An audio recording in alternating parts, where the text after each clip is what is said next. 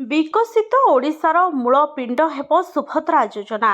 2025 ସୁଭଦ୍ରାର ହେବ 2025 ସୁଭଦ୍ରାର ବର୍ଷ ହେବ।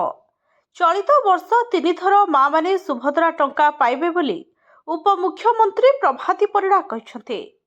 ସେ ଆହୁରି ମଧ୍ୟ କହିଛନ୍ତି, ଆମ ପାଖରେ କିଛି ଚ୍ୟାଲେଞ୍ଜ ନାହିଁ। ଯେତେବେଳେ ଯେଉଁ ସମସ୍ୟା ସାମ୍ନାକୁ ଆସିବ ତାକୁ ସମାଧାନ କରିବା ପାଇଁ ସରକାର ପ୍ରସ୍ତୁତ ଅଛନ୍ତି। ଲୋକଙ୍କ ସମସ୍ୟା ସରକାରଙ୍କ ସମସ୍ୟା। ସବୁ ସମସ୍ୟା ସମାଧାନର ବାଟ ବାହାର କରିବା ପାଇଁ ଆମେ ସରକାରକୁ ଆସିଛୁ। ସାଧାରଣ ଲୋକମାନେ ଦେଇଥିବା ଦାୟିତ୍ୱକୁ ତୁଲାଇବା ପାଇଁ ମହାପ୍ରଭୁଙ୍କ ଆଶୀର୍ବାଦ ରହିଛି। ଆମ ସରକାରରେ ପ୍ରତିଶ୍ରୁତି ନୁହେଁ, ପ୍ରତିବଦ୍ଧତା ଅଛି।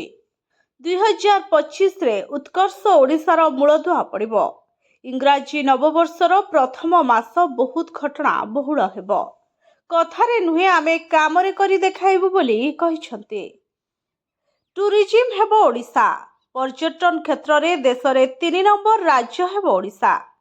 ଏବେ ଓଡ଼ିଶା 17 ନମ୍ବର ସ୍ଥାନରେ ରହିଛି। 2025 ସରୁ ସରୁ 17ରୁ 7 ନମ୍ବରରେ ରହିବ। 2029 ବେଳକୁ 3ରୁ 1 ନମ୍ବରରେ ରହିବ ଓଡ଼ିଶା। ପ୍ରଧାନମନ୍ତ୍ରୀ କହିଛନ୍ତି, ଓଡ଼ିଶାର ବେଷ୍ଟ କେପ୍ଟ ସିକ୍ରେଟ ଓପନ୍ ହେବ। ଉତ୍କର୍ଷ ଓଡ଼ିଶାରେ ସିଙ୍ଗଲ ୱିଣ୍ଡୋରେ ଆସିଥିବା ନିବେଶକମାନେ ଓଡ଼ିଶାର ବିଭିନ୍ନ ପ୍ରାନ୍ତ ବୁଲି ଦେଖିପାରିବେ। କୋରାପୁଟ, କଳାହାଣ୍ଡି ଭଳି ଅଞ୍ଚଳର ଭରି ରହିଥିବା ସୌନ୍ଦର୍ଯ୍ୟକୁ ବିଶ୍ୱ ଦରବାରରେ ଦେଖାଇବା ପାଇଁ ଆମେ ସଫଳ ହେବୁ।